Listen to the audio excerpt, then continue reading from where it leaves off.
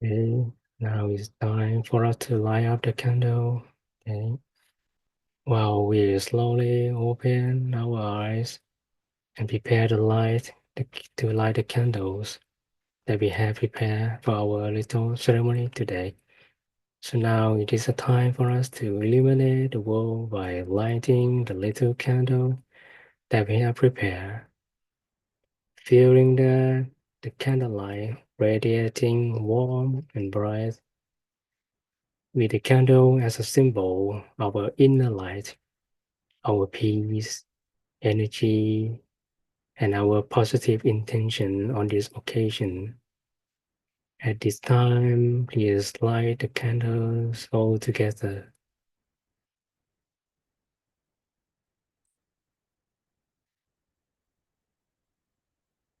After you light up the candle, you can put the candle down on any surface as you want. And after that, please gently and slowly close your eyes again. Continue to connect with a positive feeling inside as the mind slows down gradually, slowing down to touch the center space, reconnecting with the inner brightness within ourselves. Just as we have the brightness of the candle that we have lit on the outside, we allow the same brightness to come within the space of our bodies, lighting up the inner space of our minds. Bring all the benefits that come from a mind that is centered and bright within ourselves. It is known that apart from reducing negativity in the mind, meditation boosts all the positive aspect of our mind as well, activating the parts of the brain related to happiness, the parts of the brain associated with resilience and optimism should become more active, even in those who have only meditated for 2 months, with the corresponding increased feeling of happiness and well-being within ourselves. Meditation is known to enhance the quality of life by preventing relapse into depression. And the enhanced quality of life is much better than those who rely on medication to get the same effects. Not only does the enhanced quality of life affect the people who meditate, but even those around them seem to benefit as well. Almost as if meditation were a form of social good or a form of altruism in a sense. You can imagine what the world would be like if everyone could take a deep breath, calm down, and just detach a bit from their innate biases, from that mood and stresses, anxiety and anger, rather than just reacting, saying or doing something in the wake of heightened emotion. Imagine how good the world would be if we could just be a little bit detached, a little bit more aware of how our mental states impact the world actions in our lives. And it's also not a myth that meditation can help make a person's complexion more radiant. Meditations have been shown to clear treatable skin conditions related to psychological stress, whether it's conditions like psoriasis. Meditators can clear 4 times more quickly than expected. And meditation is also related to the self-control. Even just a few days of meditation, there was increase in blood flow to the parts of the brain involved with control of emotion and behavior, which is why the practice of meditation, even for short periods of time, has become an essential part of rehabilitation from disorder of various thought.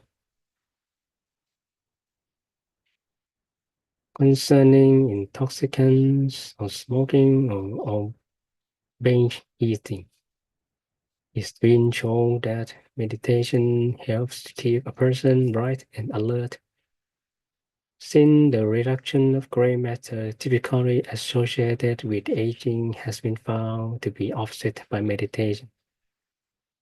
Meditators exhibit significantly better accuracy and speed of response than what would normally be expected for someone of their age. For all the benefits that I have described today, although just a mere fraction of benefits are seen in here and now, there are substantial reasons to try to bring some meditation into your daily life. Maybe the most important single intervention that you have ever made in your life. So for now, we continue to focus on our inner object at the center of ourselves, bringing our mind back from any untoward thoughts or emotions by means of our mantra. As we make good wishes for ourselves and others on the basis of the meditation and the brightness, both inside and out, that we have cultivated today.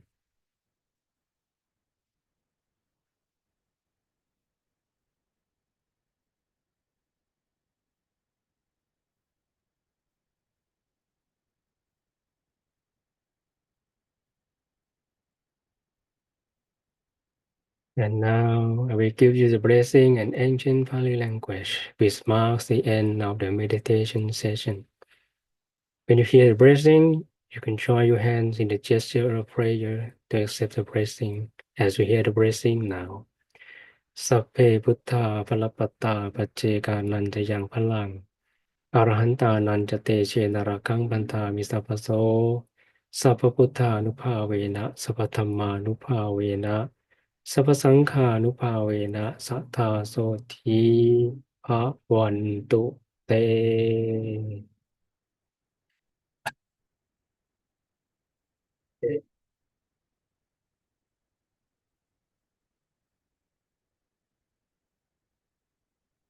Okay, how are you feeling now? Anyone feel calm or feel good? Okay, anyone feel relaxed? Okay, thank you for your response. Okay, okay. Since the time is running out, okay, I will uh, skip to the presentation for today. Okay.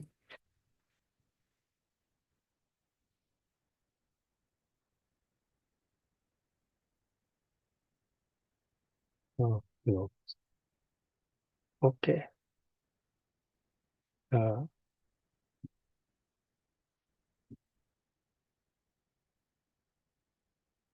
okay. You will see the screen now. Okay. Okay. Uh, After you open your eyes, you may bring your eyes just a bit to adjust your vision. Okay. If now you feel at all uncomfortable, then you can slowly try changing to a more comfortable position. Okay. So we today we choose a full moon day as a special opportunity to meditate all together. Just because the full moon is said to be a special time, because in traditionally, especially in Eastern culture, it is said or felt that there is more spiritual energy around us during the full moon time, as a time we join to meditate together to do the special thing just like this. So it's said to be the time when it's easy for us to meditate more than other times in the month. And actually, I don't know how many of you have seen the full moon tonight. Uh, Mostly in Britain, it's rather crowded. So uh, maybe in Europe or other country, we see the moon clearer. Okay, so but in England it's a bit visible, but it's okay. Okay. Okay. We are now at the last one. Is the final full moon day of the year. Okay, on the 15 December. Okay, so now today we can say goodbye to the year 2024, right?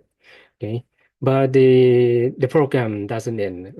There is another episode, I mean, another session next Saturday. Okay, which will be held by the Lumpy Sander.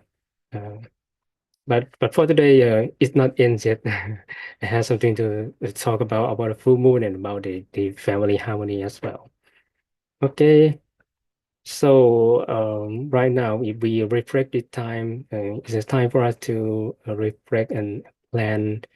Also, maybe evaluate the past and plan for the next year. Yeah, what would you do? What would you do for the next year, using the moon energy that you have received from today.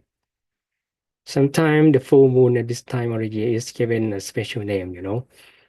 Sometimes it's called the cold moon, sometimes long night moon, because it comes during the darkest and coldest time of the year in the northern hemisphere anyway. And we have the chance to see the moon at night for longer because the night is much longer compared to other months for us to see it. We are also close to the winter solstice. In other words, the shortest day of the year, reminding us that the spring will soon be coming back again. But from this point onwards, then the day will start to lengthen, allowing us to get ready for the birth of a new season. But it's also the time for us to evaluate all that we have learned in this year, mull it over and integrate into it and the new plans and goal for the upcoming years. And the full moon will help us to keep up exactly with this positive energy. Yeah, especially when we meditate together, we have gather a lot of positive energy, both from emerging from ourselves and from other people who meditating together with us. So whatever there are any combinations and conclusion and realization which you have had during this year, that's a time to reflect on all those things.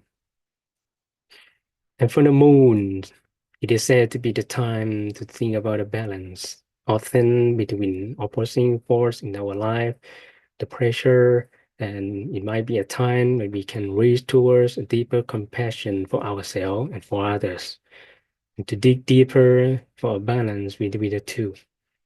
Perhaps some bounce between the logic and intuition, between personal truth and collective truth, and between learning and knowing, between the home and family, between the work life and the family. Perhaps to reflect on whether how we are spending our time within our work and our family, or if we are neglecting either aspect of our lives because of the full moons are often said to symbolize the feedback in our lives somewhat like a mirror. We can learn to see more clearly into the circumstances that come up at this time of the year. As for the winter solstice, the scaled picture of the Stonehenge, which I will show you next. Actually, to be exact, on the 21st of the December, and it's a time when the Earth exits furthest from the sun. You can see the picture, at least in the northern hemisphere. And although the length of the day differ from different parts of the world, for example, it can be 9 hours long in New York, and it can be only less than 6 hours long here in Finland or many countries in Europe. The actual word solstice came from the Latin for the sun, the sun stands still. And if you are a meditator, then maybe that's had a special meaning to you as well. That means that your inner sun inside your body can come to stand still, yeah, at the center of the body as well. But in many cultures, the solstice was seen as a time of death and rebirth. Uh, Here is the Stonehenge. It is thought to be in a way of tracking this particular time of the year where we move from the darkness back into the light again. And it would be a time when the Scandinavians and particularly would bring in the Yule log from the heart in order to attract the sun warmth back to the spring month again.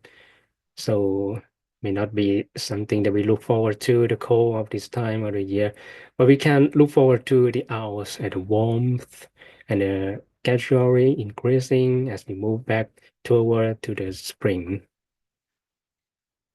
But the main topic here, which I wanted to talk about today, is looking after our well-being and possibly mental health over this festive season. Um, it's become more and more of a topic while everyone's having a jolly ho during this time. And a lot of other people are really feeling under the weather for various reasons. So it would seem that a lot of people aren't talking not about celebrating Christmas this day, but like surviving Christmas. And the main theme of our reality, looking after our subject well-being, in spite of the possible thing that come up as obstacle to that. Okay. So as for the family harmony in the festive season, I should say that it's not just about a family, but there are many.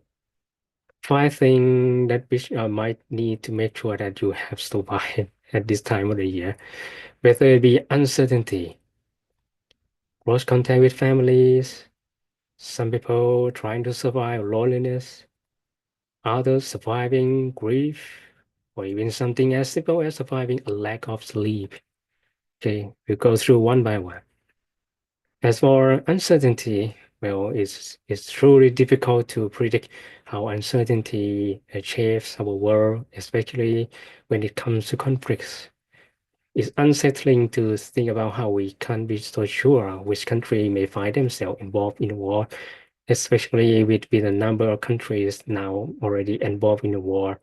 The cut in the gas pipelines has resulted in a rise in household expenses, isn't it? And we are all feeling rather anxious about the weeks to come. We have things like this to worry about, and we worry about a thing like the turkey shortage in some country. But we ought to consider ourselves lucky that we get to worry about this thing like that instead of worrying about it getting frostbite in Belarusian forest somewhere else in the world. And we may see the value of our family more, especially as global uncertainties and economic challenges remind us of importance of strong personal connections and mutual support during the times of the hardship. And if you feel like that you are feeling not very positive at all about this, maybe because you are lacking sunlight, in which case you may be suffering from what's known as the seasonal affective disorder. You can get Amazon to deliver, you are just sad. It means seasonal affective disorder lamp.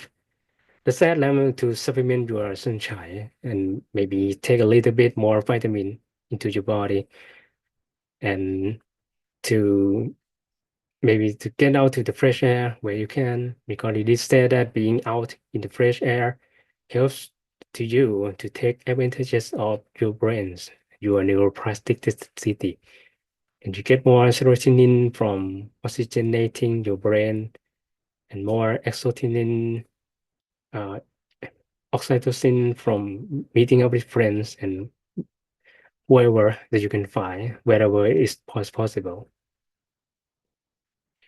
And for those of us with families, it's all well and good, isn't it?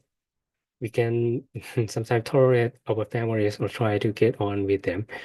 But some people don't have families, and it can be time of the year where people feel loneliness particularly acutely. And you may think of the elderly, but in fact, even young people said that 1 in 10 adults between 25 and 34 years old age feel a lot of loneliness at this time of the year. So if it's the case that you are feeling this way inclined, then try to structure your time, think ahead and plan what you might eat, read, and watch, and any exercise that you might do at this time of the year.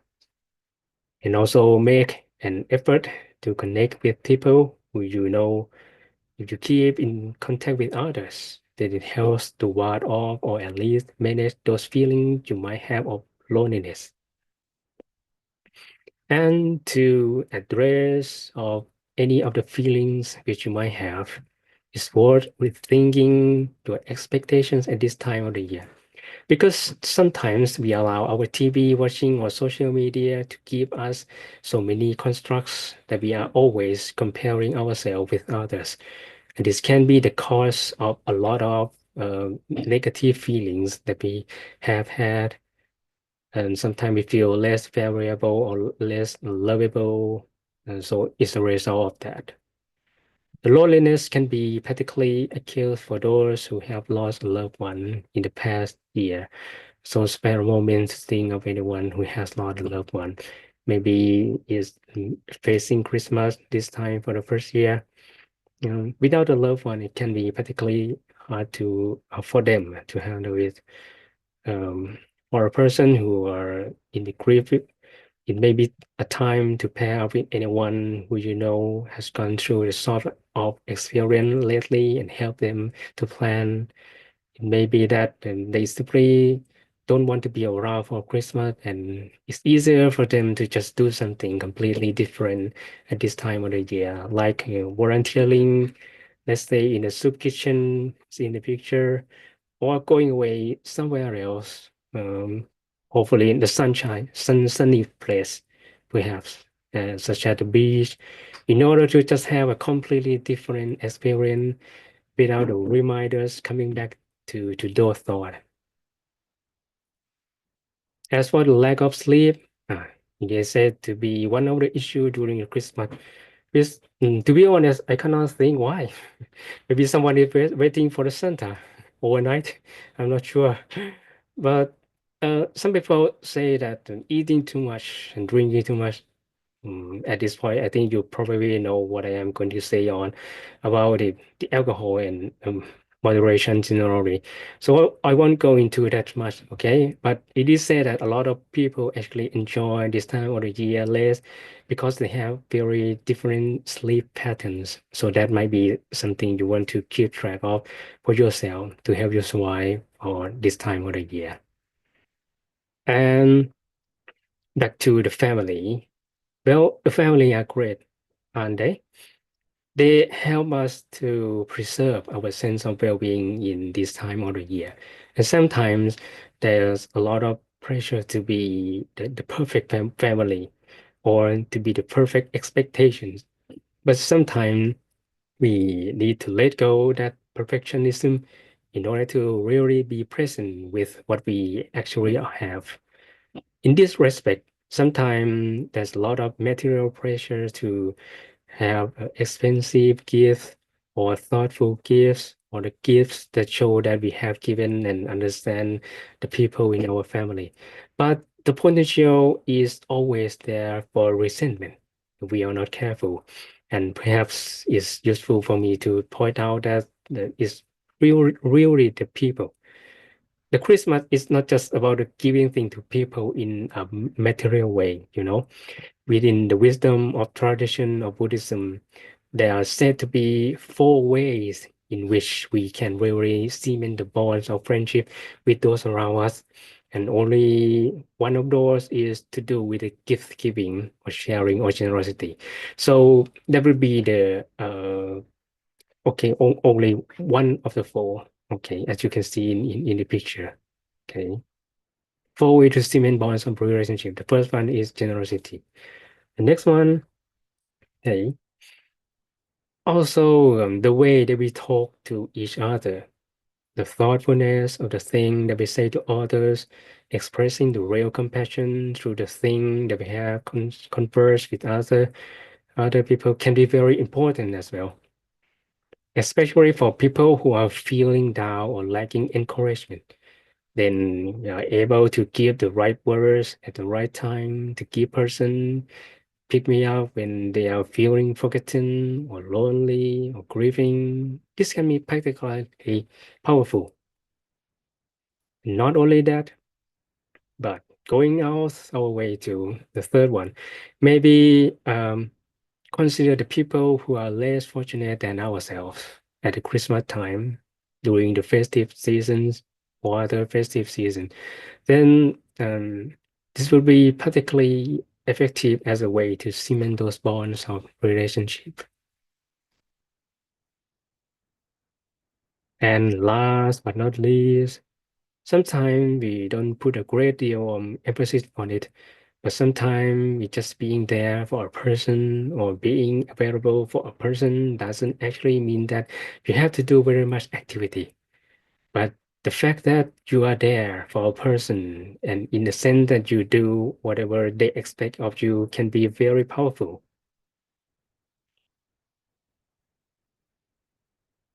But we are the constant in the person life, then that could be really valuable in a way that puts people mind at rest because it's said that all the people are needy, no matter how wealthy or well provided for they might be always.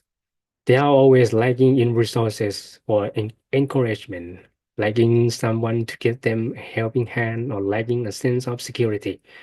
So any of these four things that we can give to others, it helps those people to think of us even when the time we are not around them. And really, I think that is the time of the year that is especially about the sort of the thing, especially about the sense of caring, especially about the sense of authenticity which we have with those who we love or those who are close to us at this time of the year. So this time is our December full moon meditation. Okay. And hopefully you get something more or less from my presentation. And see you again for next full moon.